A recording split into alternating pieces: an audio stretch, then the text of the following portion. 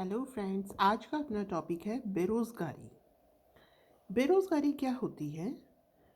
प्रचलित मजदूरी की दर पर काम करने के लिए इच्छुक लोग रोज़गार नहीं पा सके। मतलब इनमें वो व्यक्ति गिने जाते हैं जो कि काम करने के इच्छुक हैं, लेकिन उन्हें काम नहीं मिलता।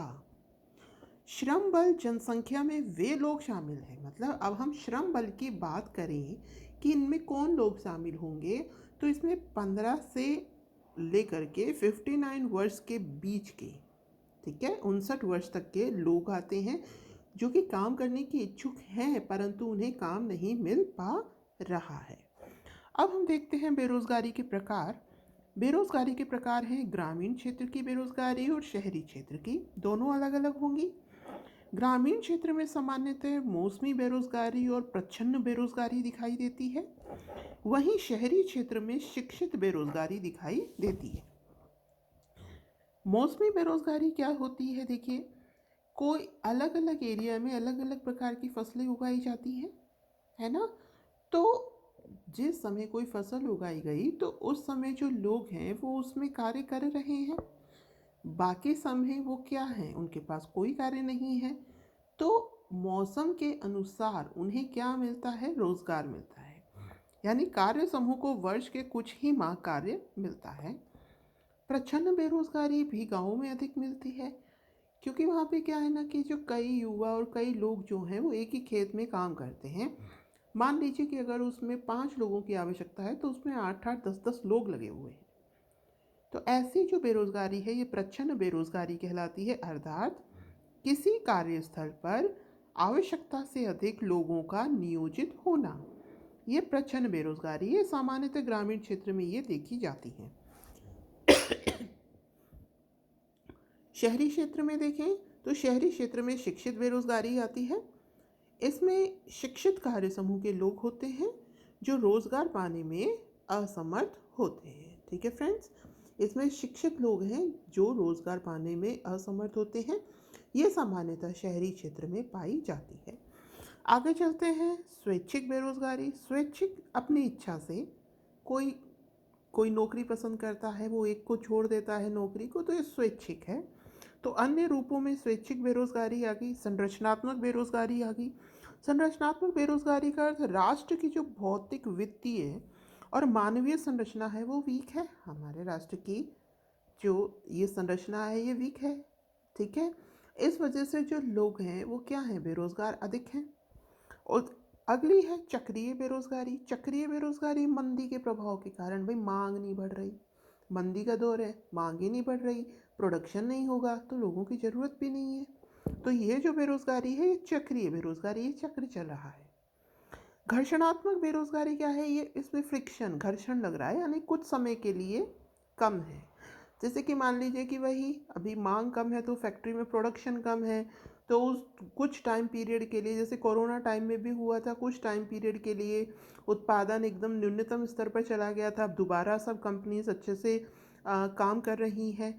तो ये घर्षणात्मक बेरोजगारी है। मतलब जैसे मान ली कोई इंस्टेंट पुरानी कंपनी बंद हो गई, बहुत कंपनीज डूबी थी कोरोना टाइम में, मांग कम हो जाना, ठीक है, तो ये घर्षणात्मक बेरोजगारी है। मतलब कुछ टाइम पीरियड के लिए बेरोजगारी का बढ़ जाना। अब हम देखते हैं कि हम बेरोजगारी का मापन करें कैसे। बेरोजगारी का मापन हम 3 आधार पर करते हैं। एक है दीर्घकालिक बेरोजगारी, एक है साप्ताहिक बेरोजगारी, एक है दैनिक बेरोजगारी।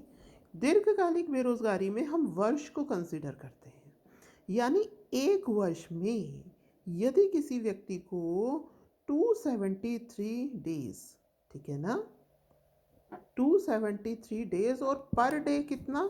8 घंटा रोजगार नहीं मिलता तो वो दीर्घकालिक बेरोजगारी का शिकार है। उसकी बेरोजगारी किस में आएगी?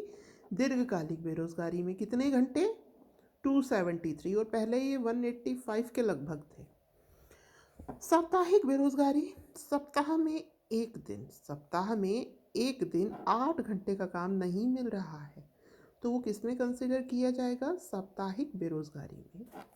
दैनिक बेरोजगारी, प्रतिदिन 4 घंटे, पर डे 8 घंटे होते हैं, तो हम दैनिक बेरोजगारी में काउंट करेंगे यदि उसका आधा, यानी कि 4 घंटे काम नहीं मिलता तो। अब इसके कारण हैं, तो भाई सबसे पहला कारण तो जनसंख्या वृद्धि होता ही है ना। लोग ज़्यादा हैं तो रोज़गार कम है, और कुटीर और लघु उद्योगों का ह्रास हो रहा है। तृतीय क्षेत्र की जो गति है वो धीमी है, तृतीय क्षेत्र की उतनी गति नहीं है, लोग पढ़ लिख करके बैठे हुए हैं, वो बेरोजगार बैठे हुए हैं। विकास की धीमी गति है ही, विकास डेवलपमेंट कम हो रहा है। पिछड़ी हुई कृषि, कृषि भी अपनी एडवांस नहीं है, कुछ लोग एडवांस कर रहे हैं तो बहुत प्रोग्रेस कर रहे हैं, तो ये भी कारण है कि कृषि है पिछड़ी हुई। और जो शिक्षा प्रणाली है वो त्रुटिपूर्ण है, उसमें स्किल्स को कम जगह दी गई है। ठीक है, तो ये इसके कारण हैं। तो कारण के जो पॉइंट्स है ये याद रखिएगा, अंदर की जो 2-3 लाइनें हैं ये आप खुद से भी बना करके लिख सकते हैं। आगे चलते हैं उपाय। इसके उपाय क्या होंगे? जनसंख्या नियंत्रण करना है जनसंख्या वृद्धि के लिए, और क्योंकि शिक्षा प्रणाली सही नहीं है तो शिक्षा प्रणाली में सुधार कीजिए। छोटे उद्यमों को प्रोत्साहन देना चाहिए, छोटे उद्यमों को प्रोत्साहन। औद्योगिकरण तीव्र करिए जिससे ज़्यादा से ज़्यादा लोगों को रोज़गार मिले। और श्रम गहन तकनीकों को अपनाना, ऐसी टेक्निक अपनानी जिसमें ज़्यादा से ज़्यादा श्रम की आवश्यकता हो।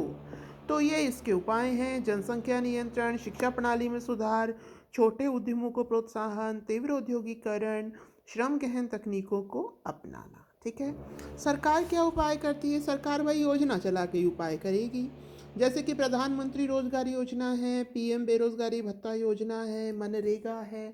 सरकार अपने प्रयत्न कैसे करेगी? जो रोजगार ये जो योजनाएं हैं ये चला करके करेगी, और भाई अगर जल्दी से जल्दी वैकेंसी निकाल दें, है ना, तो वो भी एक उपाय हो जाएगा। ठीक, तो आई होप आपको बेरोजगारी समझ में आ गई होगी। तो धन्यवाद, हैव अ नाइस डे।